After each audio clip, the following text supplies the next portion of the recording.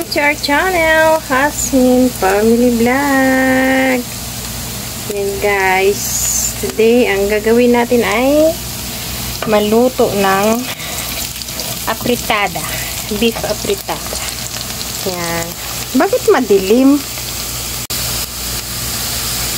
Yan guys, luto tayo ng apritada. Ayan siya guys, beef siya dyan, beef. Ayan. Yan, inuna ko muna yung onion at saka garlic. Ika-brown muna natin siya. Yan, yung beef ko. Yan ang kamatis. Kinitad ko na yan. At saka gawa tayo ng salad. Yan. Yung mga kamatis ko na baby tomato. Yan. May cucumber tayo. With lettuce, ayan. O, diba? Gawin ko ng salad. Saka yan ang rice ko. Ayan. Gusto ko sana maglinis ngayon to guys, kaso lang masakit yung tiyan ko. Kaya hindi naman tayo nakapaglinis. Kaya hanggang gabi naman, oras naman ang pagluto. Ayan siya guys. Ayan, nasunog na tuloy yung ano ko. Ayan siya guys, lagay natin.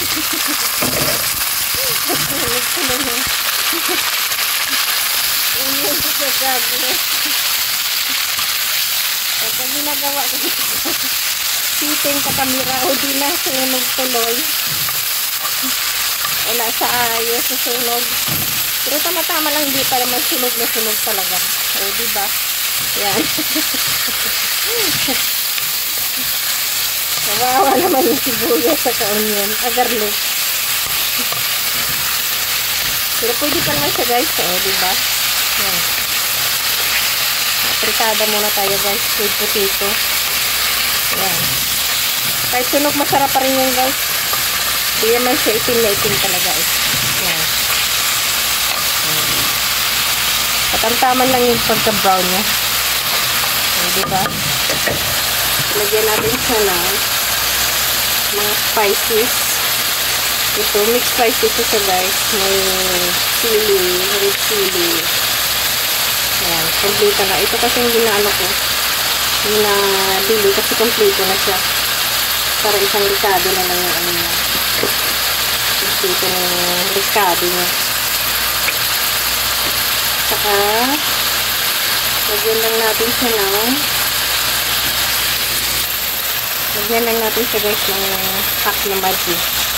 Kasi hindi ako nagalagay ng isang piraso talaga na magic. Dinadamihan ko yung asin. Yung magi, parang panlasa lang.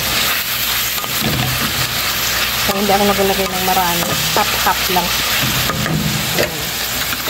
Ito, lagyan natin siya ng tumirit. Talawag ko siya kasi.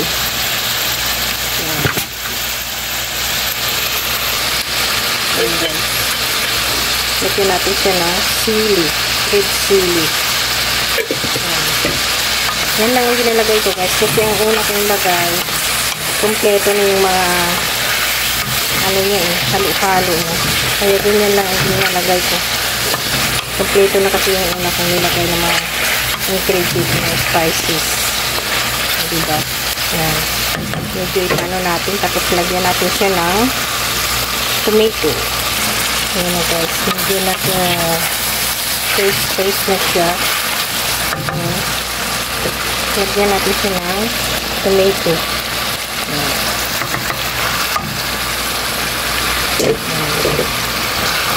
Kasi ang tomato kapasarap. Kapasarap ang tomato. Pa-paste lang natin muna siya guys. Tapos lagyan natin siya ng tubig. Yan. Nilagay na natin ang kamatis. Ipa-paste muna natin siya. Yan. Takpan muna natin siya guys. Para mag-paste ang tomato. Yan. Nagalakad yung kaldero ko. Ano ba yan? Oh, ayan siya guys. Yan na siya guys. Nag-paste na yung tomato natin na nilagay. Ngayon ay lagayin natin siya. Lagyan natin siya na dalawang baso na tubig para mabilis yung luto. Ayan siya guys. Ayan. Lagyan natin siya ng 2 basong tubig. At saka lagay natin siya guys. Para mabilis ang pagluto niya. Ayan. Ganyan magluto siya guys. Papaste-paste muna yung kamatis para hindi siya mabaho pag pagluto na siya, mabango dahil naka-paste yung kamatis. Kaya ginaganyan ko siya magluto. At saka pagluto na siya, wala ka talagang maamoy amoy siya beef or amoy siya kambing. Walang amoy. Yun lang ang ginano ko. Yan. Lagayin muna natin siya guys. Ngayon ay hugas tayo ng pagsalata. Yan guys. Hugas tayo ng pagsalata. Ito ay baby tomato. Ayan. Ganito lang. Kadami yung kasi dalawa lang naman sila kumakain. Ako hindi naman masinop sa kwan masinop sa salata. Ang masinop sa salata talaga yung anak ko at saka asawa ko. Masinop silang talaga sa salata niya. Di ba na? Maganda ka.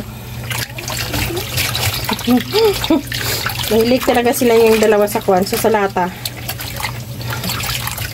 Di ba?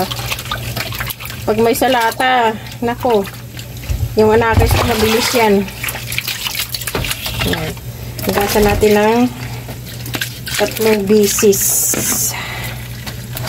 Para malinis talaga siya. Pero parang ang dami ng kamatis ko na nalagay. Yan, diba? Kasi 4 na itong piraso yung baby tomato ko.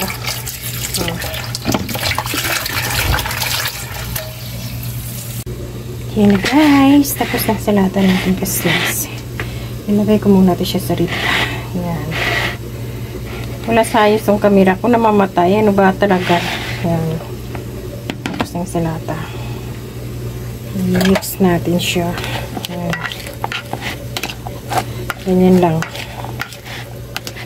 Tapos lagyan ko mamaya ng sabadi. Yan. Diba? Yan, kumukulo na yung beef natin. Yan. Palambutin lang natin siya guys. Yan. Maya, dagdagan natin ulit siya ng tubig. Tsaka ito naman ay slice natin. Ilagay natin siya mamaya. Yan.